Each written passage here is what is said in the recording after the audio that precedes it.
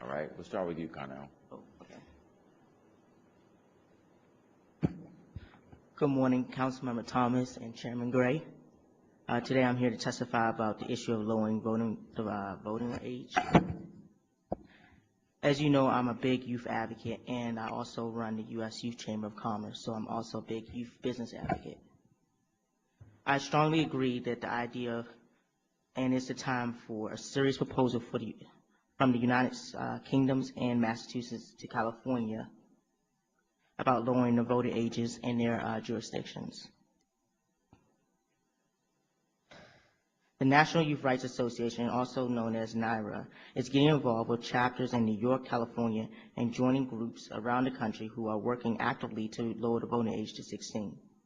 This is one simple step that can greatly improve the voting age turnout, increase in elections, increasing government responsibility, and reinvigorating our democracy in state after state around the world are allowing young people to vote in elections and have substantial positive effects. In order to give this proposal full time to demonstrate its numerous benefits, the voting age in D.C., the District of Columbia, should be lowered to 16 for all elections for 2 years. For the next 2 election cycles until 2014. Further, lowering the voting age to 16 will increase in politics among both adults and young adults. It would help bring empathetic adults back to the polls. Studies show that young people and their parents who participate in a national market election bring enthusiasm for politics back to their parents, who vote in higher numbers.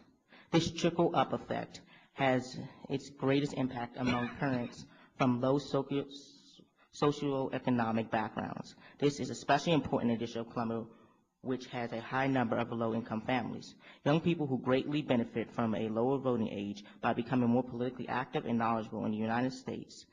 The Kids Voting Program has brought millions of young people to the polls, increasing their empathy for voting and knowledge of the world around them. The impact was mostly strong felt among young people from low income backgrounds. Young people who become more active in their blind votes, than blindly voting for candidates. Teens voting would lead to a long-term electoral process who did let young people vote, encourage turnout among their parents. A study by Stephen, a Stanford University professor, found that increased political discussion between parents and children were a major factor in increasing voting turnout. The 26th Amendment prohibits discrimination of the bias of age once a citizen has reached the age of 18. It does not prohibit a state from setting a lower voting age if it chooses to. While the District of Columbia is a federal capital of the United States and is also a city with its own laws and regulations, as the District of Columbia, as you know, is a hybrid between a state and a federal jurisdiction. The process by which laws are passed is unique among the American judicial system here. The general clause, which allows the City Council to pass, as you know, is found in D.C. Code Section 1-204 from 1995, which gives the right of the City Council to pass laws which are approved later by a committee in the United States Congress. An act is subject to all restriction and limitation imposed on the states by the 10th section of the first article of the Constitution of the United States.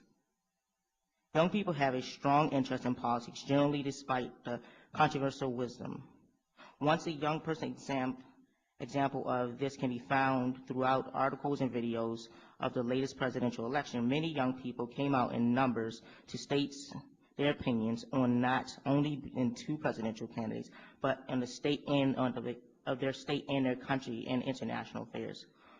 Polls after polls suggest young people want the right to vote, the interest being early in childhood and continuing to high school.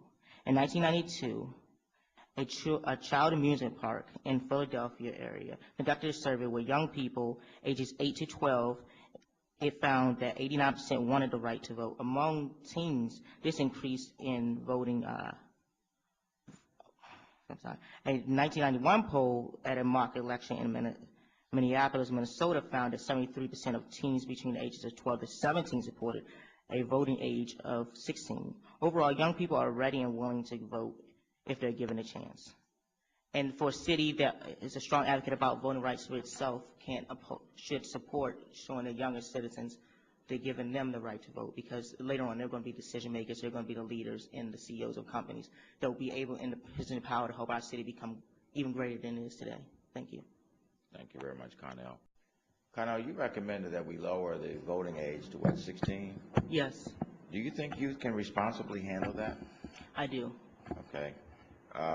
Why do you think they wouldn't be unduly influenced by others who would want them to vote in a particular way? Well, we've seen some instances recently where, even with the voting age, being 18, and if you're going to turn 18 by the time the election takes place, if you're 17, we've seen people being allegedly, I'll put it that way, allegedly. I've seen some of it, but I'll say allegedly, being paid to vote in straw polls and that kind of thing. How do we avoid abuse, recognizing that when you're 16 or 17 years old, you are really still quite impressionable and potentially vulnerable to the influence of others? Well, one solution to that is if it was lowered to 16, before they're 16, is actually put them through mock elections in their schools. So you know how various agencies in D.C. that have youth representation in the city actually let them vote in those young youth representatives, so they know how the political system is, so they can start developing, their minds to be more civically engaged, the right person to vote for. Because there's adults who, as you just state, the same thing happens to them. People try to prey on them because they may not be as politically savvy or politically aware of what's happening. Because I've seen that firsthand when I was in Ohio on the Obama campaign, that there were adults over there in Mahoney County, which is a very poor county, that they were taken advantage of because they didn't know a lot about the political system. And that's one of the things that I believe in D.C. schools and our city should do, is educate young people more on the issues in the city, letting them have more involvement in government, let them improve D.C. government. Because when I took D.C. government class when I was young, it was very brief. I had to get active in the council after I got involved in the council office as an intern. That's when I really started learning about how the city was run. And by the time I was 17, I knew a lot about politics. Before then, a year before that, I didn't know anything. And that's why the government and other organizations such as schools have to take involvement in teaching kids, how to make their mind up, how to tell if a politician, is giving you the runaround and things like that. Is that what politicians do? What do you think more we can do? We've got a council intern program here now, which is designed to open the door to young people.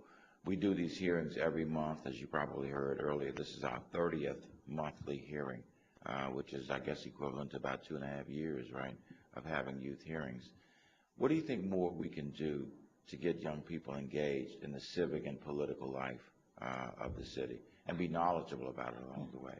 Well, one thing is, like I said before, more youth involvement in government. I'm a commissioner over Serve DC, and they created a position as a youth commissioner, which actually has the same duties and titles as an adult commissioner. It's just youth representation. And I have the same ability to make decisions on that commission over Serve DC.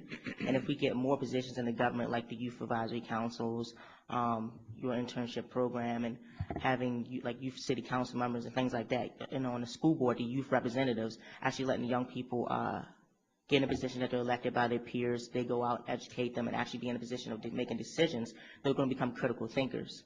They're going to become people, they're going to want to make the right decision because they're going to be held accountable by their peers. And as you know, your peers will hold you accountable as a politician. Okay.